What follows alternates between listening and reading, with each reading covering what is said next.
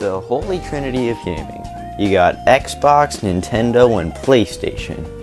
But now there's another player, Steam, with their $1,000 plus console that doesn't even come with a controller in the base model.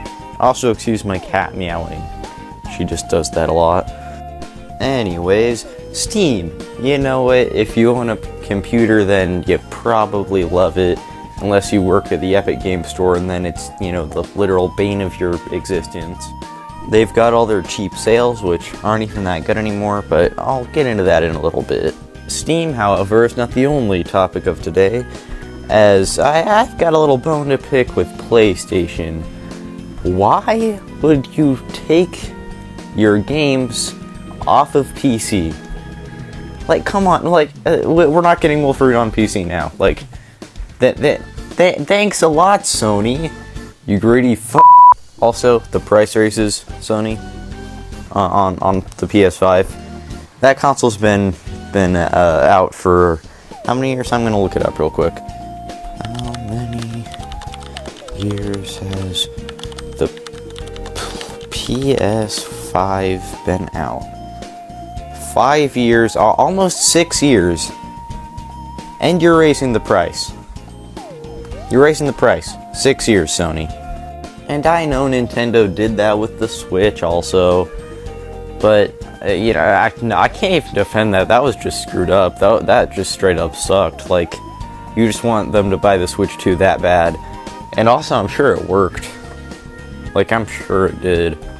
Okay, Xbox Series X. If I wanted to buy the 1 terabyte model just right now, it would be about $550 essentially for the disc version. But I mean, disc versions are better, so you know. But you know what, they decided to just add $100 on there now. Like, I think that just came out like yesterday or something.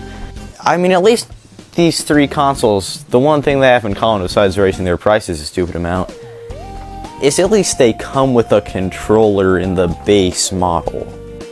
Of course, most of these price increases can just be traced back to AI and all the RAM usage and all that bad stuff and everything. Except for Nintendo in this case, though, like, that's just a scummy move. Like, you're gonna raise the price of your previous console so people buy the new one. Like really, Nintendo? All of this, however, in my opinion, just doesn't match up to what Steam has done with their over $1,000 console. Let me check the exact price once again. For the cheapest version, $1,050 for the 512 gigabyte model. No controller. It's just no, I'm sorry, I started saying gigabytes. It's $1,050 for a video game console. And I know people are saying, oh, but you spend like $2,000 on an entire PC setup. I mean, I guess.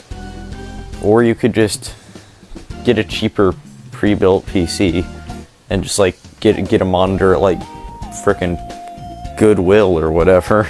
But honestly, just this price and no controller is just so crazy and unexcusable.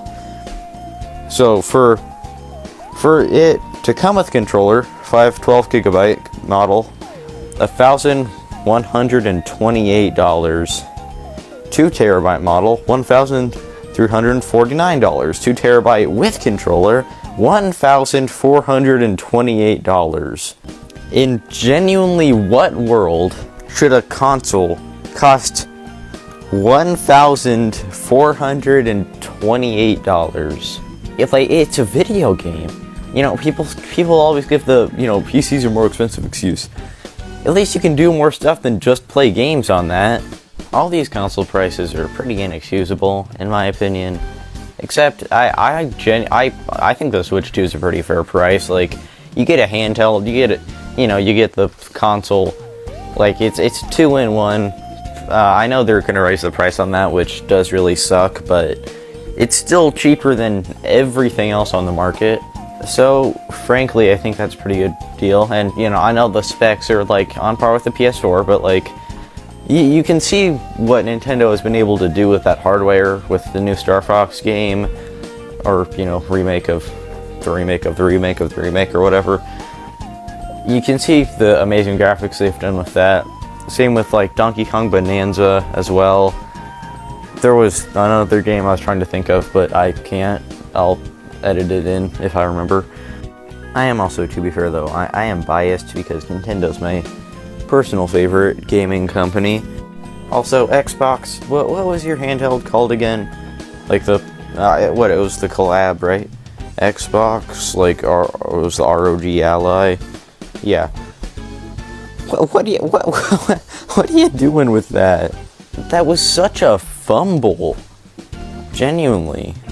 Also, on the side of the PlayStation handheld, I forget what it was called, but the PlayStation Portal, I'm not even gonna say anything about that. I think anyone who knows much about video games and everything knows how just absolutely terrible that thing is.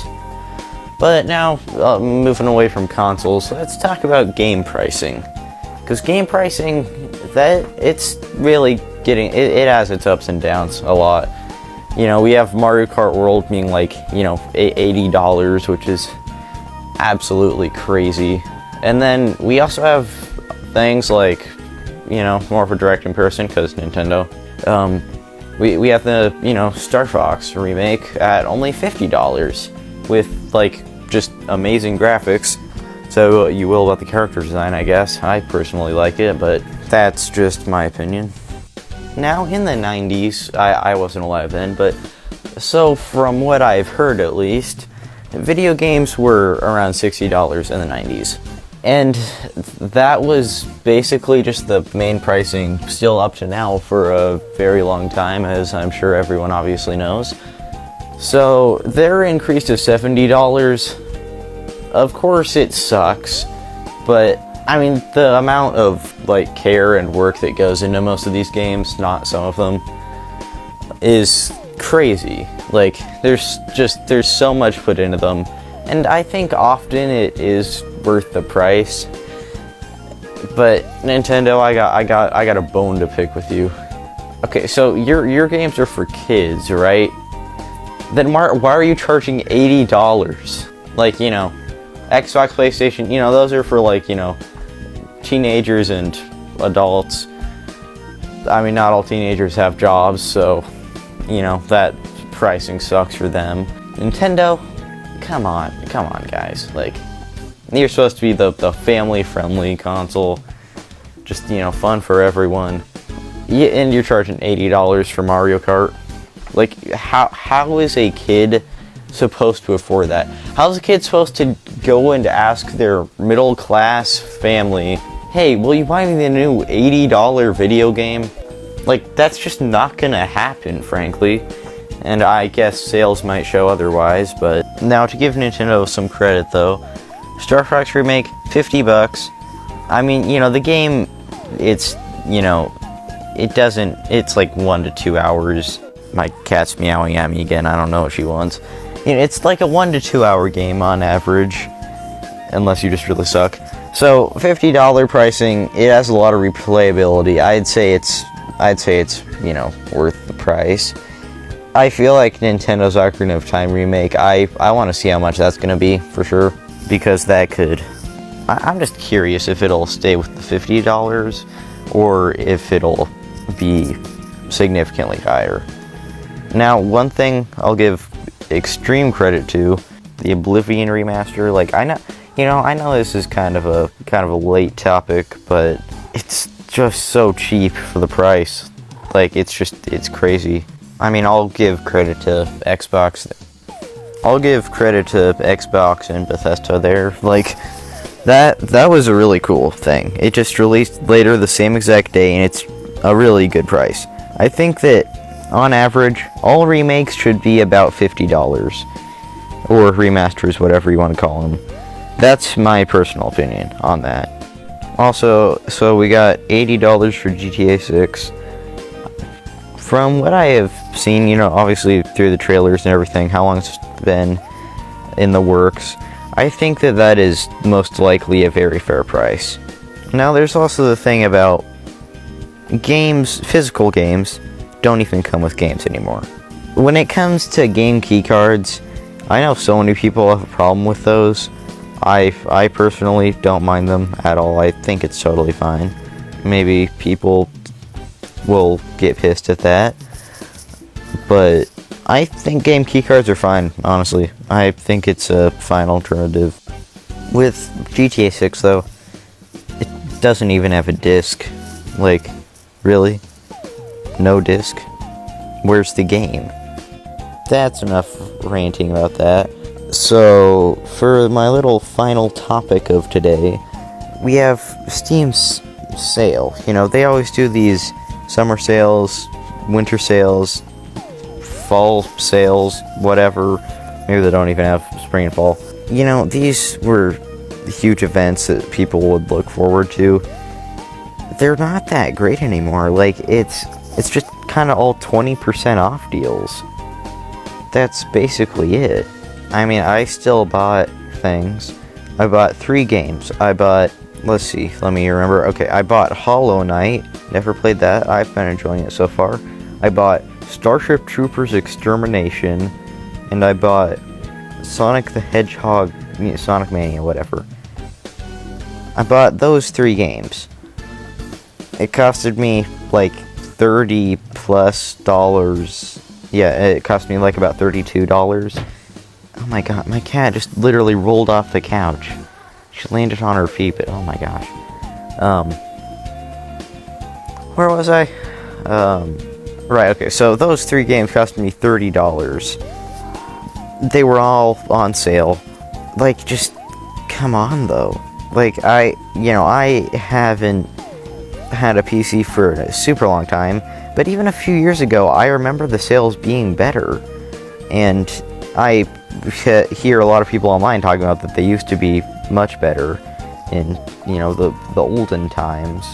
But now they're just not that good, frankly. Like, we got, like, just way smaller, like, not necessarily indie games, but just much smaller games that are on better sales. But, like, the big AAA games, they're just not on sale for that much by this point.